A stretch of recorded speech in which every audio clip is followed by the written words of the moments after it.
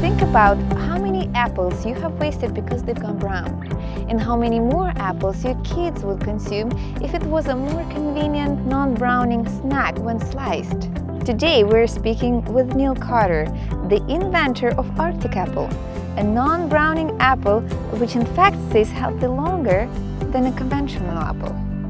How did you come up with this idea of Arctic Apple? We really wanted to use genetic engineering to address a problem in apples that we thought was affecting consumption. Apple consumption has been on the decline, but at the same time, fruit and vegetable as a whole category has been increasing. The baby carrot model, cut and tumbled carrots put in a bag, doubled carrot consumption. Now you see peppers and celery sticks and a whole host of melons, strawberries, grapes, and all sorts of things in snackable sized containers. The problem with apples is you can't just cut them and put them in a bag because they all go brown. And so we were looking at different ways to control browning and not create off flavor, and we identified this new technology coming out of Australia that would allow you to turn the gene that makes the browning off in the fruit itself. And we thought, well, that's the real solution. Browning is definitely recognized by consumers as something that causes apples to be wasted, gets thrown out, and so if we can get rid of that enzymatic browning in the apple, we felt that this was going to improve the product. Why does an apple brown?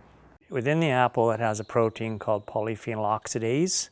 So that's an enzyme that drives a browning reaction. An apple has a lot of polyphenols. These are the flavor and aroma and the good things in an apple.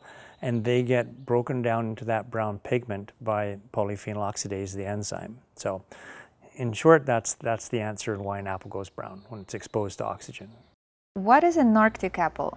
Arctic apple is an apple where we've turned off or silenced the enzyme that drives the browning reaction. So what we've done is we've used the plant's own genes, or the apple's own genes, and reinserted them into the plant, and that mechanism has made it so that enzyme is no longer produced. I know you answered this question a million times, but tell me whether Arctic apple is just as healthy as a conventional apple. The really simple answer is yes. When the browning reaction takes place, it makes brown pigment. The polyphenols and the total phenolics, the antioxidants, vitamin C are consumed. And so in some ways, Arctic apples are healthier because we've preserved the substrate, so they have higher levels of antioxidants and phenolics and vitamin C. If it doesn't go brown, how do we know that it's bad? In Arctic apple, we've turned off the enzyme that makes it go brown when it's bitten or bruised or sliced and things like that. If it goes bad, that'll be because of fungi and bacteria and other pathogens, and they bring their own enzymes. And so an Arctic apple will still rot, it'll get mold, it'll go brown when you see it infected by bacteria or fungi. When an Arctic apple goes brown, you know it's bad. So we think that this is an improvement, and people will be able to understand when the apple's safe to eat and when it's not. Neal, what are your future plans?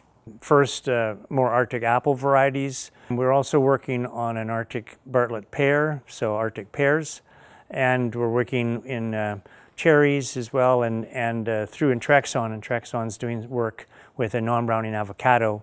And so really, the opportunity to leverage our knowledge around polyphenol oxidase into other crops is something that we're trying to take full advantage of. So where do you grow it now?